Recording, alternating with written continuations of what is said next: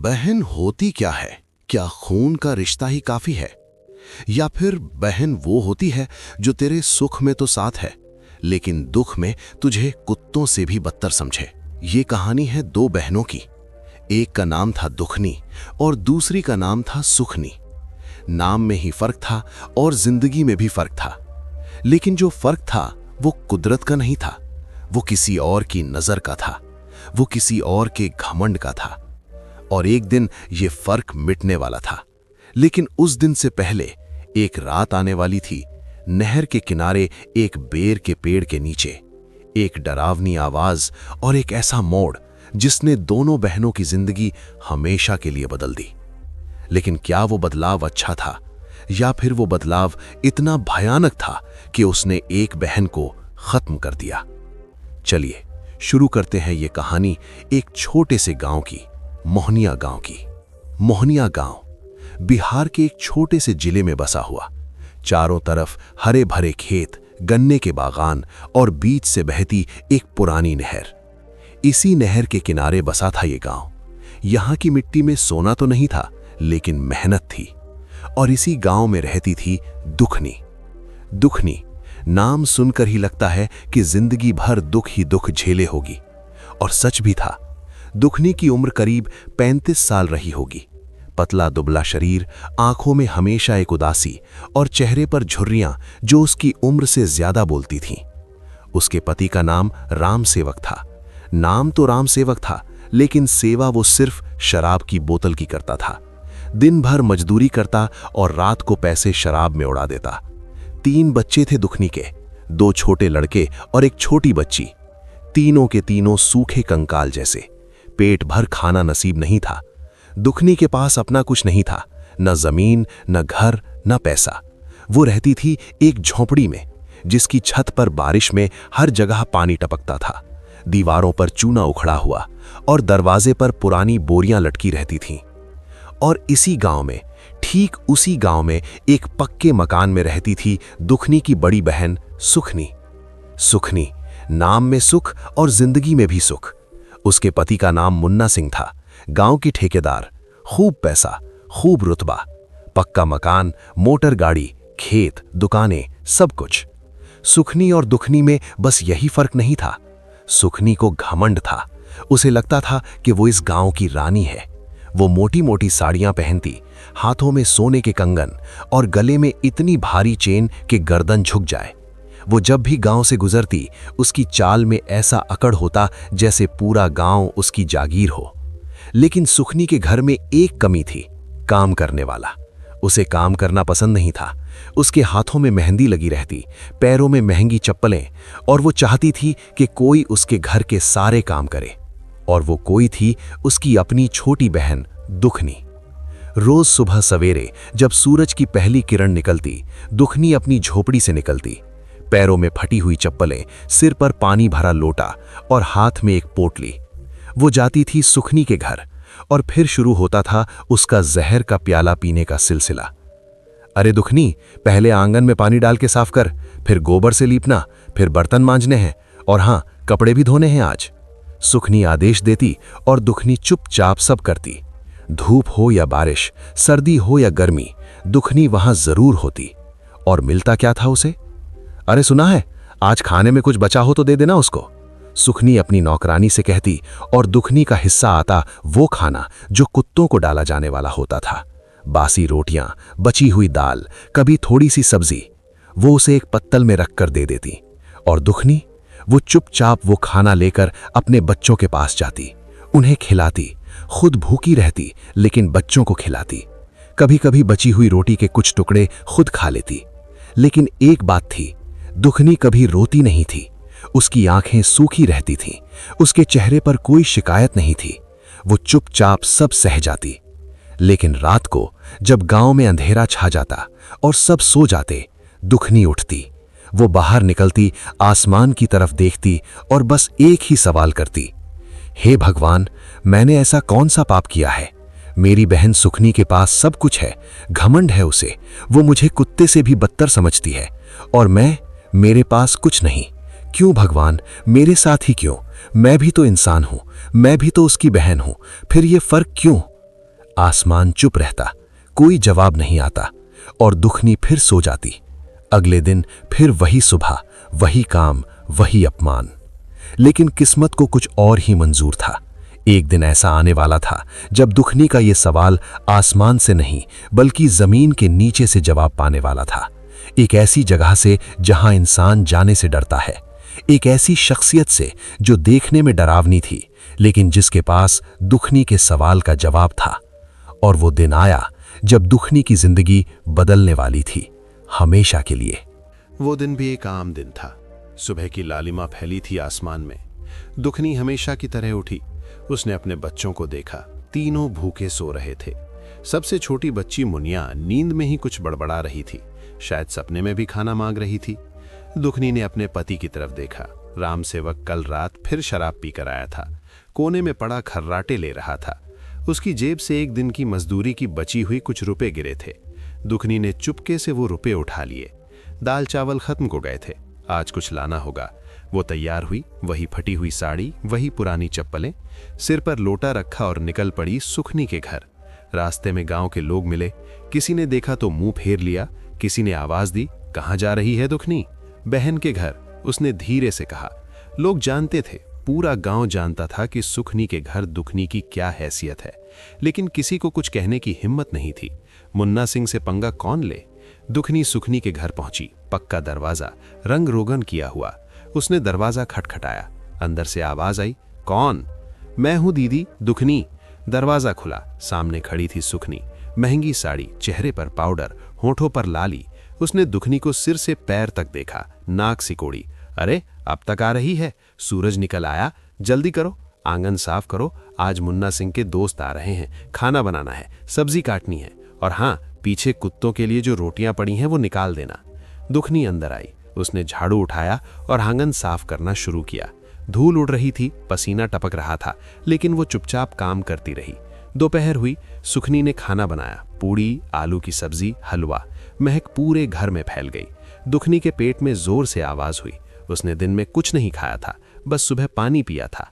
सुखनी ने आवाज दी, अरे दुखनी, काम खत्म करके बैठ गई? जा पीछे बैठ, तेरा खाना रखा है। दुखनी पीछे गई।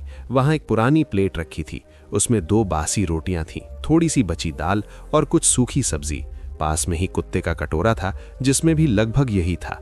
दुखनी ने प्लेट उठाई, उसकी आंखों में पानी आ गया, लेकिन उसने रोना नहीं, वो चुपचाप खाने लगी।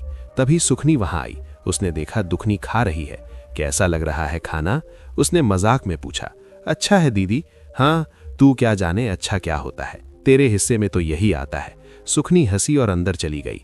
दुखनी ने खाना खत्म किया, फिर उठी, बर्तन मांजे, आंगन में झाड़ू लगाया, और शाम को जब सूरज ढलने लगा वो वापस अपने घर की तरफ चल दी। रास्ते में उसने सोचा, बच्चों के लिए क्या ले जाऊं? उसकी जेब में वो 2 रुपए थे जो उसने सुबह उठाए थे, लेकिन उससे क्या आएगा? 1 किलो चावल भी नहीं आता। तभी उसे याद आया, नहर के किनारे का वो बगीचा, वहां बेर के पेड़ हैं, शायद कुछ बेर मिल जाएं। बच्चों को बेर बहुत पसंद है। वो नहर की तरफ मुड़ गई। सूरज डूब चुका था, अंधेरा घिरने लगा था। नहर के किनारे सन्नाटा था, पानी की सरसराहट और दूर दूर तक फैले बेर के पेड़। दुखनी पेड़ के पास पहुंची। उसने एक लंबा डंडा उठाया और बेर झाड़ने लगी। छोटे छोटे बेर गिर रहे थे। वो उन्हें अपनी साड़ी के पल्लू में इकट्ठा कर रही थी। तभी धीरे से अंधेरे से एक आवाज आई, कौन है? दुखनी चौंक गई। उसने चारों तरफ देखा, कोई नहीं था, सिर्फ पेड़ और अंधेरा। उसने सोचा शायद उसका दिमाग कमजोर हो गया है, भूख की वजह से। वो फिर से बेर झाड़ने लगी। फिर वही आवाज, इस बार और करीब और ज्यादा डरावनी, कौन है रे? दुखनी के रोंगटे खड़े हो गए। उसका दिल जोर से धड़कने लगा। उसने सोचा कहीं कोई जानवर हो, कोई भूत, कोई चुड़ैल। उसने भागने की सोची, लेकिन पैर जवाब दे गए।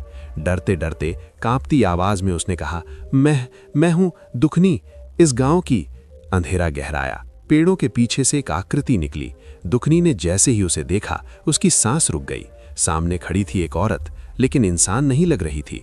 उसके लंबे लंबे बाल बिखरे हुए थे, आंखें लाल जैसे आग जल रही हो, चेहरा पीला और झुर्रियों से भरा, हाथों में लंबे नाखून, और पैर जमीन पर नहीं हवा में तैर रहे थे। दुखनी के होश उड़ गए। वो वहीं जमीन पर गिर पड़ी। उसके हाथ से बेर बिखर गए। वो डरावनी आकृति पास आई। उसकी आवाज गूंजी, डर मत, मैं तुझे कुछ नहीं करूंगी अगर तू सच बोलेगी। दुखनी कांप रही थी, वो कुछ बोल नहीं पा रही थी। आकृति ने फिर कहा, उठ, मेरे पास आ, मुझे तुझसे कुछ पूछना है। और फिर शुरू हुआ एक अजीब सा सवाल जवाब, जिसने दुखनी की जिंदगी बदल दी और जिसने सुखनी की जिंदगी खत्म कर दी। उठ, मेरे पास आ, उस आकृति ने फिर कहा। दुखनी डरते डरते उठी, उसके घुटने कांप रहे थे। वो उस आकृति के पास गई। अब वो पास थी, बहुत पास। उसने देखा वो औरत वाकई इंसान नहीं लग रही थी। उसके मुंह से आग निकल रही थी, नहीं शायद धुआं, और उसकी आंखें जैसे किसी जंगली जानवर की हों। तू डरी हुई है, उस आकृति ने कहा। हाँ, दुखनी बोली। अच्छा है, डरना चाहिए इंसान को, लेकिन मुझसे डरने की जरूरत नहीं। अगर तू सच बोलेगी तो मैं तुझे इनाम दूंगी, झूठ बोलेगी तो यहीं खत्म कर दूंगी। दुखनी के पसीने छूट गए। वो सोचने लगी, ये कौन है? भूत है, चुड़ैल है, डायन है? गांव में बच्चों को डराने के लिए कहानियां सुनाई जाती थीं। नहर के किनारे एक चुड़ैल रहती है जो रात में घूमती है, बच्चों को पकड़ ले जाती है। क्या वही सच में सामने खड़ी थी? पहला सवाल, उस आकृति ने कहा। उसने अपना पैर आगे बढ़ाया। मेरे पैर कैसे हैं? दुखनी ने उसके पैरों की तरफ देखा। वो पैर इंसानों के पैरों जैसे नहीं थे। उल्टे थे? नहीं, सीधे थे, लेकिन बहुत बदसूरत। उन पर कीलें थीं, गंदगी जमी थी, नाखून लंबे और काले, देखते ही डर लगता था। लेकिन दुखनी के दिमाग में एक बात कौंधी, अगर मैं सच कहूंगी कि ये बदसूरत है तो ये मुझे मार डालेगी, अगर झूठ बोलूंगी तो भी मार डालेगी। क्या करूं? उसने गहरी सांस ली, फिर बोली, तुम्हारे पैर बहुत सुंदर हैं, बहुत कोमल हैं, काश मेरे भी ऐसे पैर होते। आकृति ने उसे घूर कर देखा। उसकी आंखों में आग भड़क उठी। दुखनी को लगा अब वो उसे जला देगी, लेकिन फिर कुछ अजीब हुआ।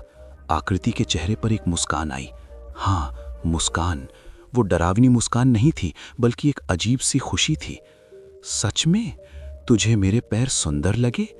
हाँ, दुखनी ने डरते डरते कहा, बहुत सुंदर। आकृति जोर से हंसी। उसकी हंसी पूरे बगीचे में गूंज गई। पेड़ हिलने लगे, नहर का पानी उबलने लगा। बहुत अच्छा, उसने कहा। अब दूसरा सवाल, मेरा मुंह कैसा है? उसने अपना मुंह आगे बढ़ाया। दुखनी ने देखा वो मुंह, उसमें दांत नहीं, सिर्फ मसूड़े थे। होंठ सूखे और फटे हुए, मुंह से बदबू आ रही थी और जीभ काली पड़ गई थी। दुखनी अजीब मिचलाने लगा, लेकिन उसने खुद को संभाला। फिर वही बात, सच बोलूं या झूठ? उसने फिर से वही फॉर्मूला अपनाया। तुम्हारा मुंह एकदम फैशन है, इस गांव में किसी का ऐसा मुंह नहीं है, बहुत सुंदर है, काश मेरा भी ऐसा होता। आकृति फिर हंसी, इस बार और जोर से। वो खुशी से पागल हो रही थी। अरे वाह, तूने मेरी तारीफ की। मुझे कोई तारीफ नहीं करता, सब डरते हैं, सब भागते हैं, लेकिन तूने मेरे पैरों की तारीफ की, मेरे मुंह की तारीफ की। बहुत अच्छा। उसने दुखनी का हाथ पकड़ लिया। उसके हाथ बर्फ जैसे ठंडे थे। दुखनी कांप गई। चल मेरे साथ, आकृति ने कहा। कहाँ? दुखनी डरी। मेरे घर, मैं तुझे इनाम दूंगी। दुखनी सोचने लगी, ये मुझे कहाँ ले जा रही है? कोई जाल तो नहीं? लेकिन उसके पास कोई चारा नहीं था। वो मना करती तो ये उसे मार डालती। वो चुपचाप उसके पीछे चल दी।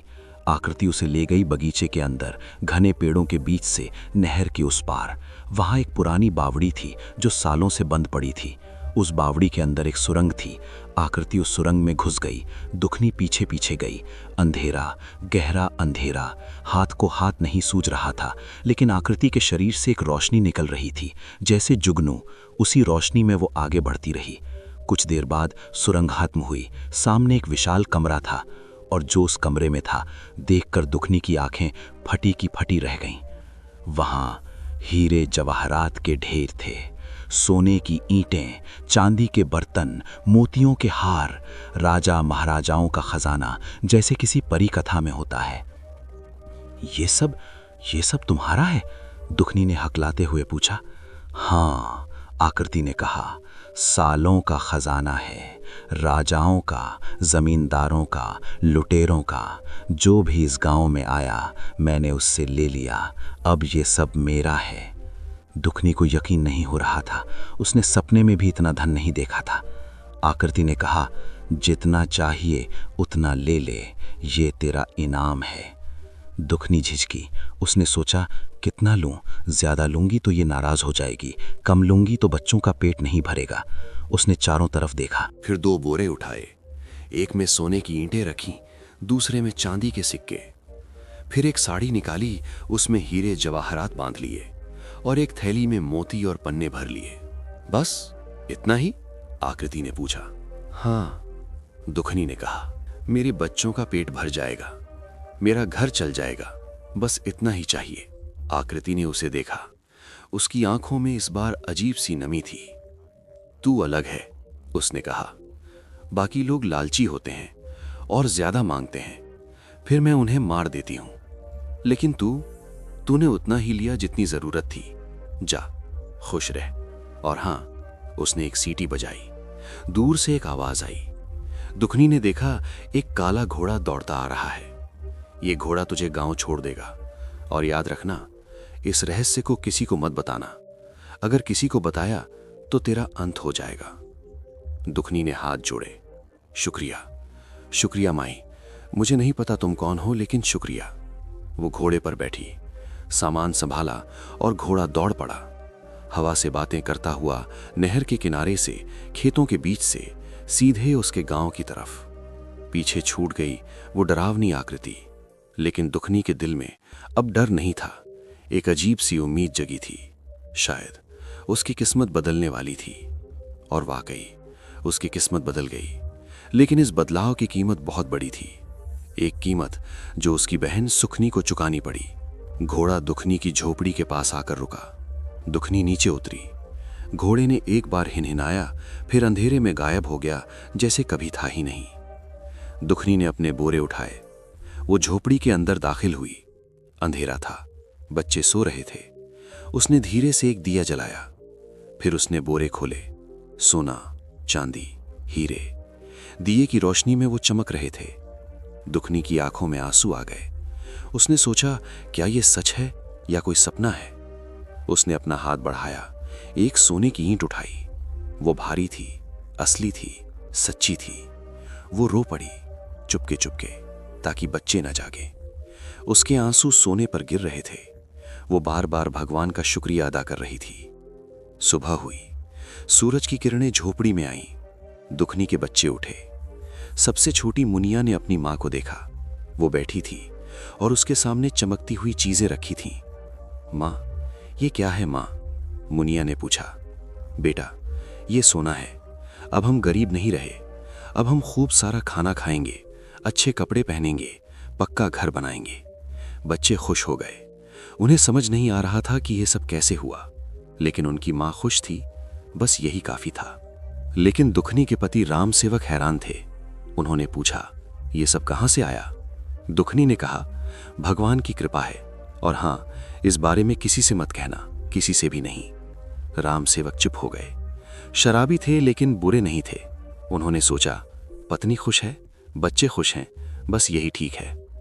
अब शुरू हुआ दुखनी के उत्थान का सफर। उसने पहले कुछ सोना बेचा। गांव से थोड़ी दूर कस्बे में सुनार की दुकान थी। वहां जाकर थोड़ा थोड़ा करके बेचा, इतना कि किसी को शक ना हो। पैसे आए। दुखनी ने सबसे पहले खाने का सामान खरीदा। गेहूं, चावल, दाल, तेल, मसाले। बच्चों ने सालों बाद पेट भर खाना खाया। फिर उसने अच्छे कपड़े खरीदे। बच्चों के लिए नए कुर्ते पजामे, अपने लिए एक अच्छी साड़ी, राम सेवक के लिए एक नया कुर्ता।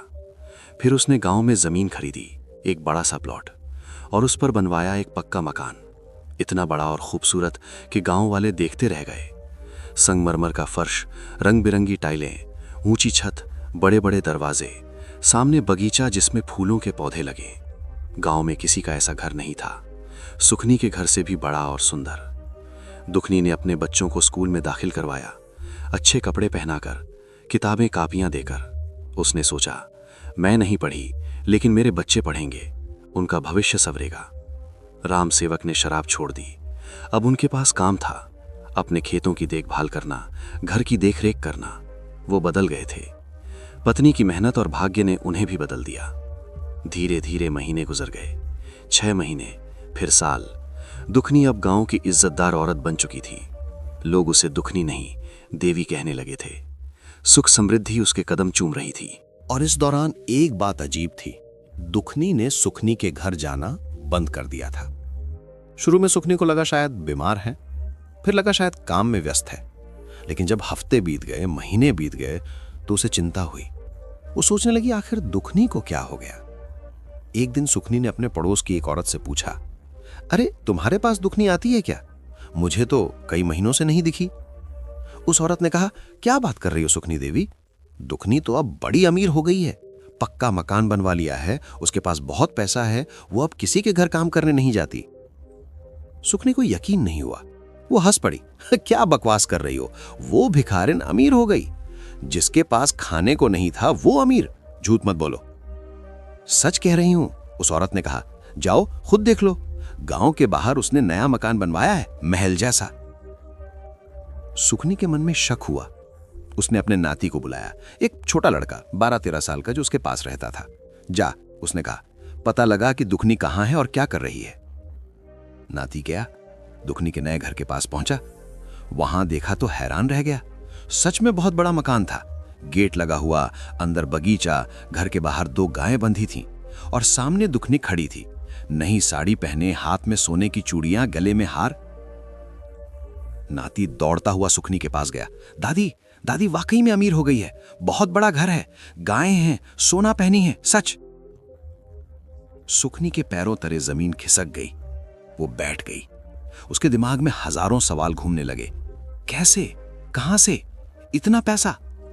वो भिखारिन जो मेरे घर में कुत्ते का खाना खाती थी, वो आज मुझसे ज्यादा अमीर है। ये कैसे हो सकता है? उसकी आंखों में जलन थी, उसके दिल में ईर्ष्या का आग जलने लगा। उसने सोचा, पता लगाना होगा कि उसे इतना पैसा कहां से मिला। और फिर उसने वो किया जो किसी भी बहन को नहीं करना चाहिए। उसने जासूस लगाए, अपने आदमी दुखनी पर निगरानी रखने लगी, पूछताछ की, गांव वालों से बात की। कोई ना कोई सुराग जरूर मिलेगा। और एक दिन सुराग मिल गया। दुखनी के उत्थान की खबर पूरे गांव में फैल चुकी थी। लोग चर्चा करते, अरे दुखनी को कहां से मिला इतना पैसा? किसी ने दे दिया, कोई रिश्तेदार मर गया, कोई खजाना मिला, तरह तरह की बातें, लेकिन किसी को सच नहीं पता था। सुखनी के आदमी रोज दुखनी के घर के आसपास मंडराते, उसकी गतिविधियों पर नजर रखते। वो कहां जाती है, किससे मिलती है, क्या खरीदती है। एक दिन सुखनी खुद दुखनी के घर गई, दिखावे के लिए, बहन हूं, मिलने आई हूं, कुशल क्षेम पूछने। दुखनी ने उसे देखा। उसके मन में कोई गिला नहीं था, आखिर बहन है। उसने अंदर बुलाया, चाय पानी करवाया। सुखनी ने घर देखा, संगमरमर, रोशनदान, पंखे, सोफा, अलमारी।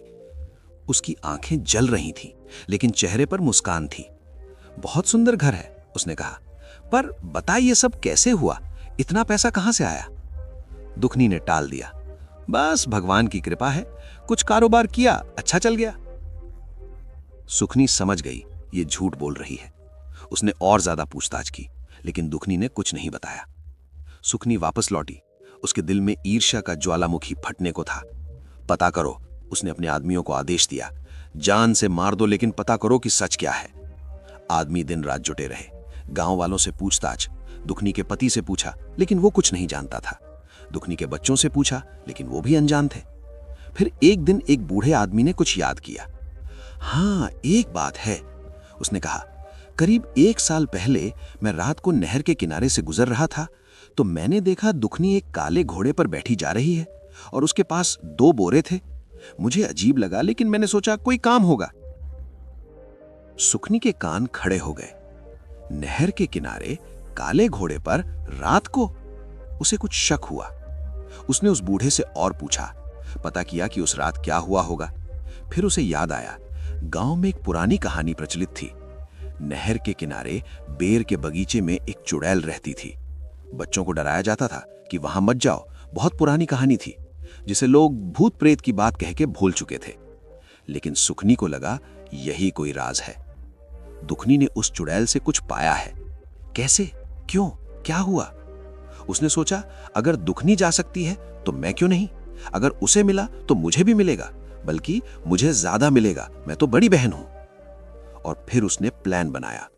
वो भी जाएगी नहर के किनारे, उसी बगीचे में, और जो दुखनी को मिला उससे दुगना मांगेगी। लेकिन वो ये नहीं जानती थी कि वहां जाने का एक तरीका है, बात करने का एक तरीका है, और मांगने का एक तरीका है। जो दुखनी ने किया वो उसके दिल की सफाई थी। सुखनी के पास वो सफाई नहीं थी। उसके पास सिर्फ लालच था, घमंड था, ईर्ष्या थी। और लालच, घमंड और ईर्ष्या का अंजाम वो हमेशा बुरा होता है। सुखनी उस डरावने बगीचे में जाती है। वही चुड़ैल उसके सामने आती है, वही सवाल पूछती है, लेकिन सुखनी के जवाब अलग होते हैं। और फिर जो होता है वो इतना भयानक होता है कि पूरा गांव कांप उठता है। देखिए अगले भाग में सुखनी का अंत और उस सीख की शुरुआत।